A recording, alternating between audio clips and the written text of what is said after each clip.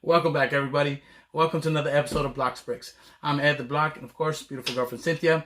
And today, part of the Fairground collection, we're going to be doing the Haunted House here, set number 10273. And it comes with 3,231 pieces.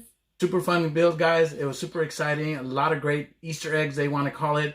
But it's super exciting, guys. You don't want to miss it. Stick around, check it out, see what we got.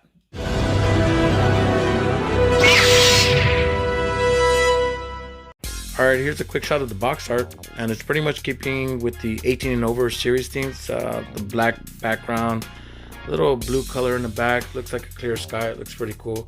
I like how they put those bats up here at the top, right by the underneath the haunted house sign there, Fairground collection. Looks pretty cool. Not much to it, and you can see all the minifigures down there at the bottom. Top here, got all the shot of all the minifigures. Side here, pretty cool. Got the Lego at the top, really good box art. The other side here looks pretty cool. You got it there in French, La Maison Hantée, and in Spanish, Casa Encantada. Pretty cool. And here's the back. It's got a nice little shot of the house when it's opened. Lots of great details. I really can't wait to get to it, especially that little organ or whatever you want to call it. It's pretty sweet. You got there some of the features with the lit brick, whatever light brick. And of course some of the dimensions. That is the haunted house, so let's get straight to it. Alright guys, so we're going to start off real quick with these minifigures. And I'm not going to say much about them because, quite frankly, I don't know much about them. But they are here. They're actually some pretty cool minifigures. So I'm going to start off here with the little ghost that you have here. So both of these ghosts are exactly the same. And they both have actually the sad face and the smiley face, which for now I guess I'll keep them like that because you got a pretty much smile now, cry later type theme going on there. But they're pretty cool. Turn them around again, you can see that there's not much to it. Got a nice little headpiece there with the cloak, the hood, whatever you want to call it. They look pretty good, but there's not much to them. They look really nice, but they're pretty simple. And here's the next minifigure. Got some nice little details in his sweater. Cool little hairpiece, got some sideburns coming down on him and everything. So this one's got, I do believe, a dual face. Nope, actually he doesn't. This one doesn't. And I guess it would be pretty hard to get him a second face with those sideburns there and everything. So that's pretty much how they kept them. But nonetheless, it's a pretty decent minifigure. From what they say on the videos that I've seen, every single one of these minifigures are supposed to represent an aspect or some part of the designers. Here you got one of the girls here. She got her nice little, looks like a Letterman jacket. Looks pretty cool. Nice little hairpiece. I'm not sure if she got the second face. Yeah, no, she doesn't come with a second face, but there is her back print. Looks pretty cool. It says the squids. Yeah, it says the squids on there. Pretty funny. But that is pretty much the minifigure there, guys. Again, I don't know much about them, but they're supposed to represent and resemble some of the creators to the haunted house. Here's another female on the set. Looks pretty cool, kind of plain, not too much going on there. Although I do love the short hairpiece that she has there. It looks pretty cool. Doesn't got much detail in the back, so again, there's not much to them. But let's see, does she have a second face? And she does. This one actually has a second face, which is a much scarier face, much more worried face. But that is that. Again, I don't have no names to any of these minifigures. Here's another one of the females. This one actually looks pretty cool. I like her little jacket that she got there. She got a nice little freckle face going on there. Some little nerdy glasses. Kind of looks pretty cool. And then she got that little hairpiece. Pretty decent. Nice little back print as well. This one's actually not a bad minifig at all. I actually like it. And she does come with actually two different face pieces as well. You can see there's another very upset, very scared second face print. So it's pretty cool. But that is the last of the females. Let's get straight into the twins. So these are the twin butlers, which I think is part of my favorite part of this, the minifigures. They look really sharp, pretty plain. It got a nice little suit, no leg print or anything like that. But I love the different white print, sleeves that they got there. The little top hats that they have, and of course they do not have a back print. You wouldn't be able to cover that with the top hats. They do have a smudge of back printing as well, but that's pretty much it. They look really cool, and again, they're supposed to represent and resemble some of the creators from the set. And lastly, one of my favorites as well, the guy in the wheelchair. Absolutely looks freaked out. He's holding his little ticket there. Looks really neat that they gave him a little wheelchair and actually can move. It does roll. So, and he does fall back. But that is him. And he does have a second face. So there he is in his much more happier face. And it looks pretty cool. Got a nice little smirk. It looks like he's not scared at all. Just kind of curious, I guess. So it's pretty cool. That is it. And that is the last of the minifigures, guys. Alright guys, so here is a haunted house. And I don't even know where to begin. There is so much to cover in this house that I don't know if I'll be able to really cover all of it, because again, I'm not an expert of any of this stuff. That's just a lot of the stuff in the videos that I've seen and some of the reviews I've seen, you know, kind of gives me some ideas of what all this stuff is.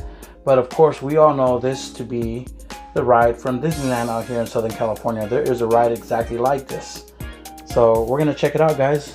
Starting here with the front, you got the minifigures out there. You got a nice little, looks like a graveyard there with a couple weeds, a pumpkin, and a bat. A bat which they say has not been seen for quite some time in any of these sets. And it's pretty interesting because up here you also have the Manor von Baron, which serves as a function here. We'll show you in just a little bit. And then right there you got the little, it looks like a little helmet, like a medieval helmet, and the bat. And then the numbers VMV11, which I do believe stand for 6007, which can be a reference to a 1997 Bat Lord set in which that same bat was featured. So really cool, guys. And of course you got the TC on that tombstone right there. A lot of people says it stands for the initials of Tiago Catarino, which I believe is one of the designers of Lego. No longer is a designer, I guess, but they wanted to honor him here with this set, some of the sort. But let's dive right into it, guys, and open it up and check it out. So here we go, guys. Here is the inside of the haunted house. And right away you can see the very first obvious one. Stands out pretty well there. I guess they call it the head of Sphinx, or they call it the face of Sphinx. The face of Sphinx, which actually can be referred to a 1998 adventure set number 5978, which is a Sphinx Secret Surprise, in which here the Baron von Baron goes and steals that red ruby from the tomb of Hotep, the pharaoh Hotep, which is, I believe, a Rigel ruby or something of the sort. So pretty neat that they have them here right there as a centerpiece right above the elevator. And of course you can see the Baron von Baron there, which there's no minifigure to, but he does have a nice little portrait there. Which the cool thing about this, there's that sign that I was referring you to here in the front that says Manor von Baron. You have to put a little pressure on this right here, which is actually going to light up a light inside the build and reveal the spirit. Oh, can't see. Oh, it's a horrible lighting. The spirit of Hotep. Let me get a good angle to get it for you guys. Yes, there it is. So you push it and you can see the spirit of Hotep, which is obviously trying to get after the Baron von Baron for stealing the artifact. And for those of you guys who don't know, that the haunted house is pretty much the house of Baron von Baron and his house full of artifacts that he stole from around the world. And again, I don't even know where to get started, but I'm going to go ahead and get started over here with the Obelisk of Evil, which is pretty cool. The Obelisk of Evil here is supposed to have an Egyptian inscription that spells Ogle, from the evil empire of Ogle. And in the book it will say the Baron stole this obelisk because it had the most evil inscription he had ever seen. Yeah, like I said, it spells out Ogle, which of course if you read it from down to up, it would spell out Lego. So I thought that's pretty interesting, really cool. There you got the guys in the elevator about ready to go up and experience the ride. Then you got the ride ticket booth and stuff and whatnot. The ticket is actually pretty cool, and I'm gonna show you why. So if you look at the ticket, it's got the numbers 0937, which if you look at it upside down here on the top side right here, it somewhat resembles the letters that spell out Lego, which is another really cool feature. That's pretty cool. So there's 2 tickets in here, which I pulled this one off of the wheelchair guy there. He's completely frightened after that ride. So there's 2 tickets. There's one there and behind the counter, and the one here. And of course you got some little drinks there, which that one kind of resembles that little ruby that was stolen, the one he's holding up here. So I don't know, maybe it's hiding in plain sight like they say, but it's pretty cool. And above here you guys have what's known to as the Idol of Everest. And this Idol of Everest actually was a relic from a 2003 Temple of Mount Everest Lego set, which hopefully I can find pictures of it and put it up here for them to reference. But again, it's pretty cool. Then we got over here the organ. They call the organ of Catarino. The organ of Catarino, in the book it says the Baron had this organ custom built in Portugal. He mostly used it to play TV show theme songs. And then of course you can see that there's actually 2 heads of Anubis above the organ right there, which featured in some other sets, I'm assuming. But they say that there's exactly 13 pipes in here. Lucky or unlucky number 13. But the most interesting thing is they said he got it from Portugal, and from what I've seen on some of the other videos, Beyond the Brick has got by far the best review of this. If you guys want to go check it out, Beyond the Brick. But he talks about how this organ of Catarino was actually, it was designed by Tiago Catarino. And so yeah, and where is Tiago Catarino? Where did he grow up from, and where did he go back after retiring from Lego? Apparently it was Portugal. So it's actually pretty true that he got this custom built in Portugal, but it was from Tiago there. I thought that was pretty neat too. But if you guys go on to the top here, you guys can see that it got a couple more of these artifacts here. So this one up here is supposed to be the resonator.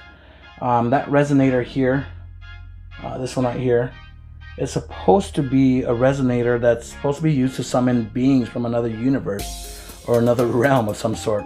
And just inside of it, you can see there is a blue crystal, or what they call a blue gem. What they call, or some people say, is a realm crystal. And according to Beyond the Brick, he says that it's a realm crystal from the Ninjago animated series. Specifically, the 6th season, there was the white ninjoids from Ninjago that were programmed to protect the realm crystal from people who try to steal it. And of course, I think Von Baron got the best of them and stole the realm crystal. But yeah, I thought that's pretty neat. And then in behind here, you actually have, let me take this off right here. You can see that he had this plan B right there. It's pretty much a detonator, so that he can destroy everything in case things got out of control with the realm crystal or with any of the artifacts here in the mansion, that he would just completely annihilate and blow everything else up to smithereens. So I mean, that's pretty neat. It's not considered a, what they call the Easter egg or whatever, but that was pretty cool. And then you got over here on this side, I thought this was pretty neat. So you got 3 things here. You have the golden dingus, which I believe was stolen from a Yeti, and it can be referenced to a 2003 adventure set 7412, the Yeti's Hideout, in which, yes, the Von Baron went and stole the dingus from there. So interesting what it means to the dingus. If you guys look up what dingus means, it's pretty funny. Dingus is used to refer to something one cannot or does not wish to name specifically. I thought that was pretty interesting. And of course, on this side here, the little skeleton, that would be called the Orb of Ogle. It's supposed to be a mind control orb that's supposed to just turn you into some kind of skeleton zombie of some sort. But pretty neat. It has come out and been featured in some other sets. Hopefully I can find some to put them up, but that is it. And then you got this box here in the middle, which I think was pretty interesting. We got to check this out. So you got this box, which is referred to as a box of junk. And in the instruction manual, it says, a heavy, dusty box of junk. A faded sticker reads, I love trash. I do not see any faded stickers of any sort on here. I don't see anything really around it. So I don't know what it's referring to, a faded sticker. But I know something it is fading from, that if you put these together, and it resembles what some people may know as junk bot. I don't know it. I specifically didn't play games, especially on Lego, back in those days, but you know, it is no longer around, as Beyond the Brick, or yeah, Beyond the Brick says it's dead. It's no longer available and just lives in this box. So yeah, it's an old video game that Lego had, and that was the main character, was a junk box. And that's what it resembles. So I thought that was pretty neat. And so moving on up, we got the spider web here. Looks pretty nice.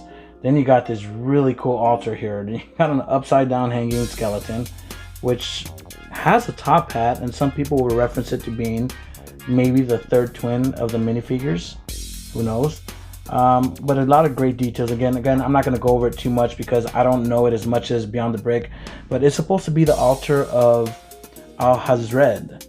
And Al-Hazred, I'm going to kind of read through what it says here, but I'm going to see if I can put it up for you guys. But it's pretty much Abdul Al-Hazred, or the Mad Arab they call him, is a recurring character in the works of H.P. Lovecraft. He is frequently cited as the author of the fabled Necronomicon, an occult text containing knowledge from beyond the earth. In his biography, it pretty much says how he visited the ruins of Babylon and the subterranean secrets of Memphis, and pretty much spent 10 years alone in the great southern desert of Arabia, the empty space of the ancients, and Dana, or Crimson Desert of the modern Arabs, which is held to be inhabited by the protective evil spirits and monsters of death. So yeah, that's pretty creepy.